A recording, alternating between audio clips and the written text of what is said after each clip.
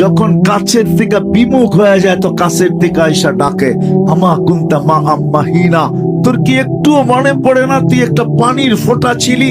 ফামান জাআলাকা তামা, তোকে রক্ত কে করলো? ওমান জাআলাকা মুদগা, রক্তপিণ্ডতে রূপান্তরিত কে করলো?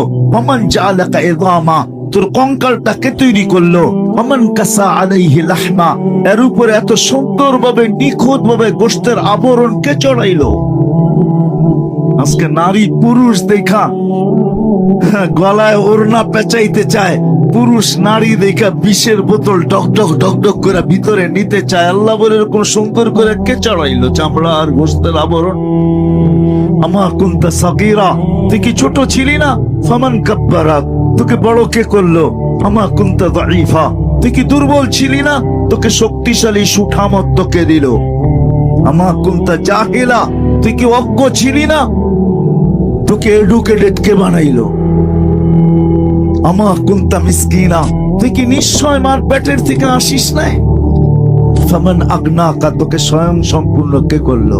একটুও মনে পড়ে না? একটুও ভাবিস না?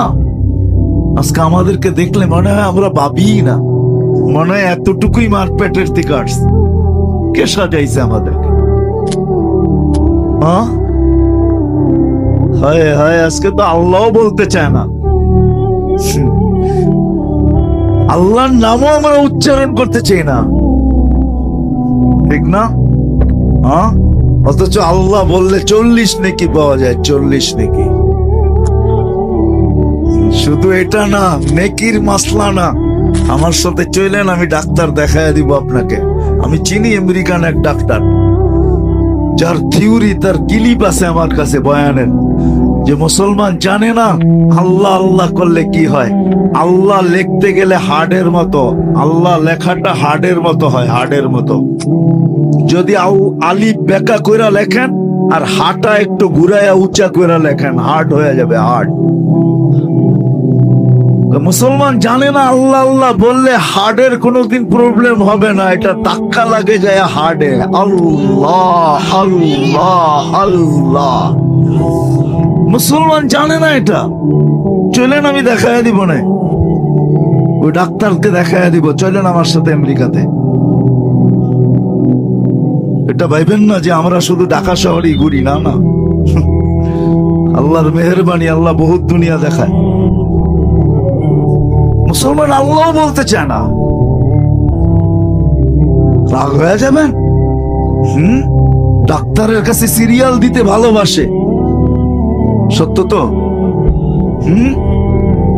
জটিল রোগ হইলে পায়ে ধরতে ভালোবাসে, লম্বা লম্বা ভিজিট দিতে ভালোবাসে, এয়ার অ্যাম্বুলেন্স ডাকাইতে ভালোবাসে, কিন্তু কোরআন নিয়ে একদিনও বুকে চাইপা এই কথা বলতে ভালোবাসে না যে মালিক কোরআনে তো শেফা রাখা আছে, কোরআন শেফা দিয়ে কি করবে? শেফা তো আমার দরকার, তোর কোরআনের শেফা আমার ভিতরে দিয়া দে। আমি কোরআন কিন্তু মহব্বতে বুকে চাইপা ধরলাম, এরকম একজনও একদিন ধরে নাই। ধরছেন? কোরআনের শেফা নাই? আমাদেরকে জিজ্ঞেস করেন, 6 জায়গায় লেখা আছে কোরআনের শেফা। অনুনাজ্জিলু মিনাল কুরআনি মা হুয়া শিফা। বুকে চাইপা ধরা মালিক ধরলাম, কিন্তু শেফা না দিলে আমি কোরআন ছাড়বো না। তোর কোরআন শেফা দিয়ে কি করবে? লজিকলি যদি আমার কথা বুঝে না আসে বলে যুক্তি বলে, কিন্তু কোরআন বুকে লাগাইতে চায় না, চুমাও দিতে চায় না। আমি তো একটু আগেই বলে আসছিলাম বেশারের পরে যে হায় হায় এই মানুষকে আল্লাহ কত ভালোবাসে। এই মজমায় বেশিরভাগ লোক কোরআন পড়তে জানে না, ঠিক না? সত্য তো। রাগ হয়ে গেলেন? দিলে তো একটা আকাঙ্ক্ষা যে কোরআন পড়তে পারি না, কোরআন খতমের সওয়াবও পাবো না কোনোদিন। তো আল্লাহ কতটুকু ভালোবাসে। আল্লাহ বলে তোর আকাঙ্ক্ষা আমি পুরা করব, তোর আকাঙ্ক্ষাকে আকাঙ্ক্ষা রাখবো না, তোর অনুসূচনাকে অনুসূচনা রাখবো না, এটাকে আমি দূর করব। তো সূরা ইখলাস দিছেন, তুই 3 বার পড়িস, 1 খতম কোরআনের সওয়াব তোর মিলা যাবে। আমার মনে হয় এই মানুষগুলোর দিলের দিকে চায় আল্লাহ সূরা ইখলাস দিছেন, নাইলে কোনোদিন দিতেন না। এত বড় সওয়াব দিতেন না যে একবার পড়বে 10 পারা, একবার দুইবার পড়বে 20 পারা, তিনবার পড়বে 30 পারা, যাতে এই লোকগুলার দিলের আকাঙ্ক্ষা না থেকে যায় যে জীবন পার হয়ে গেল, একটা কোরআনের খতম তো আমার নাই, সওয়াব নাই। আল্লাহ বলে 3 বার পড়, ডেলি যদি 300 বার পড়স তাহলে 100 কোরআন খতমের সওয়াব ডেলি তোর আমল নামায় লাগতে থাকবে।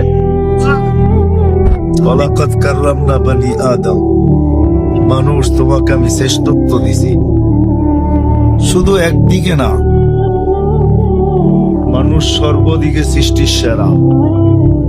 এরকম একটা দিক নাই যে দিকে মানুষ সৃষ্টির সেরা না। মানুষ সর্বদিকে সৃষ্টির সেরা। কোন দিকটা নিবেন যেই দিকে মানুষ সৃষ্টির সেরা না? বিবেকের দিক দিয়া যদি নেন তো মানুষের মতো বিবেক আল্লাহ কাউকে দেন নাই। বুদ্ধির দিকে যদি দেখেন তো মানুষের মতো বুদ্ধি আল্লাহ কাউকে দেন নাই। যদি দিতেন তাহলে উন্নতির মাঝে আমাদের সাথে তাদেরও প্রতিযোগিতা চলতে থাকতো, কেননা সৃষ্টি তো আর কম না। উন্নতির দিকে মানুষের সাথে কেউ প্রতিযোগিতা করতে এই পর্যন্ত কোনো প্রাণী আসে নাই, আর কোনোদিন আসবে কিনা এটাও জানা নাই। তো বুদ্ধির দিক দিয়েও মানুষ সেরা, বিবেকের দিক দিয়েও মানুষ সেরা, বিদ্যার দিক দিয়েও মানুষ সেরা, গঠনগত দিক দিয়েও মানুষ সৃষ্টির সেরা। মানুষের মতো গঠন আল্লাহ কাউকে দেন নাই। যদি দিতেন তাইলে আল্লাহ এটা কসম খায়া বলতেন, শুধু মানুষের গঠনের কথা কসম খায়া বলতেন না, লাকাদ খালাকনাল ইনসানা ফি আহসানি তাকওয়িম। মানুষ গঠনের দিক দিয়েও সবচেয়ে সুন্দর। যদি রূপের দিক দিয়ে বলেন তাহলে মানুষ রূপের দিক দিয়েও সবচেয়ে সুন্দর। যদি তা না হইতো তাহলে মিশরের মেয়েদের কথা সত্য হইতো। ইউসুফ আলাইহিস সালামের সৌন্দর্য দেখা বলছিলেন মা হাসা লিল্লাহি হাদা বাশার, এটা মানুষ হইতেই পারে না। ইন হাদা ইল্লা মালাকুন কারীম, এটা ফেরেশতা হবে। কিন্তু আল্লাহর বুঝানোর বিষয় ছিল মানুষই এত সুন্দর হয়, ফেরেশতা এত সুন্দর হয় না। হ্যাঁ, সত্য এটাই। আর কারণও আছে, ফেরেশতা 2টা অক্ষর দিয়ে অস্তিত্বে আসছে, কুন ফাকান। আল্লাহ বলছেন হয়ে যাও, তো হয়ে গেছে। কিন্তু মানুষকে আল্লাহ 2 অক্ষর দিয়ে অস্তিত্ব দেন নাই, কুদরতি হাত দিয়া দিছে।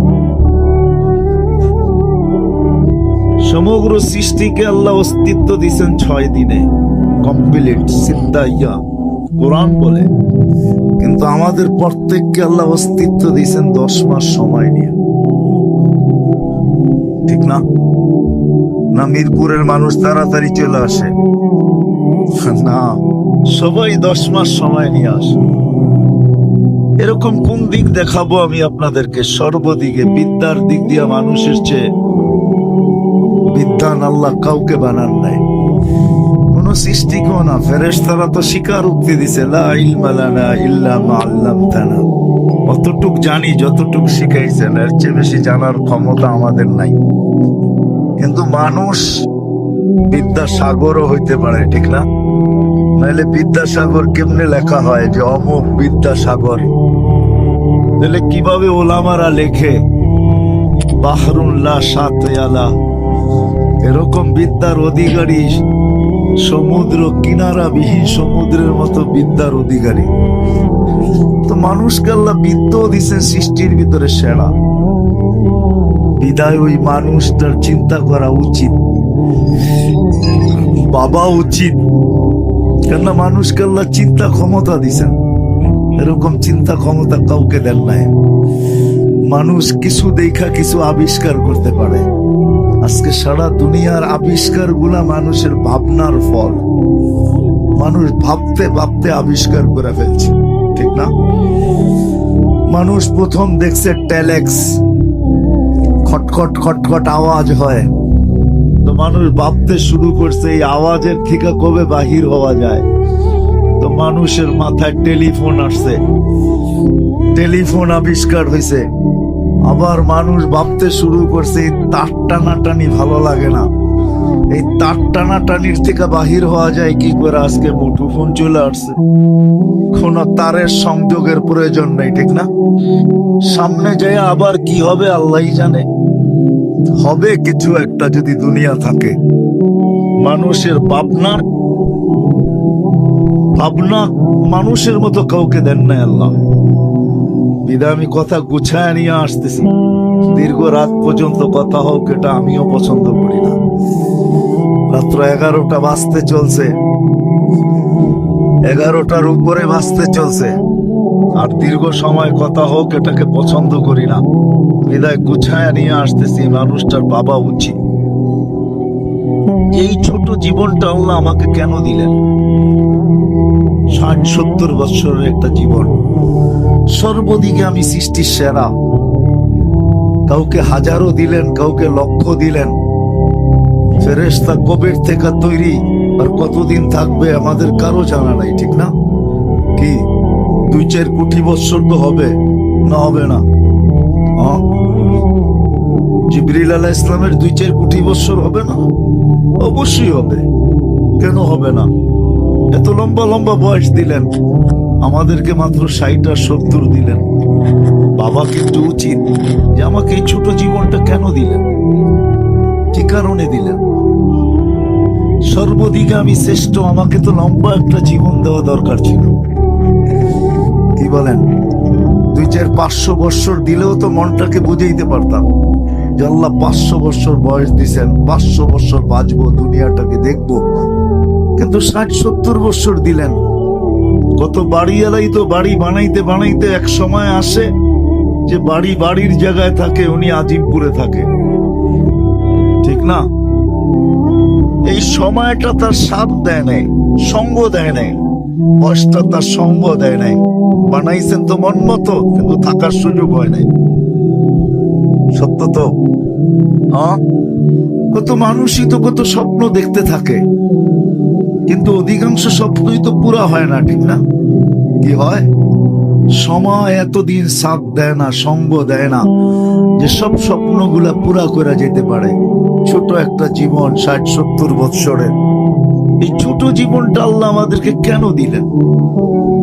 বাবা উচিত। কিন্তু যদি ভাবি তাইলেই কিন্তু সমাধান আসবে, যদি না ভাবি তাইলে সমাধান আসবে না। 60-70 বছর কাটা যাবে, যেমন আজকে কাটা যাইতেছে। কেউ ভাবে না যে আল্লাহ আমাকে কেন দিলেন।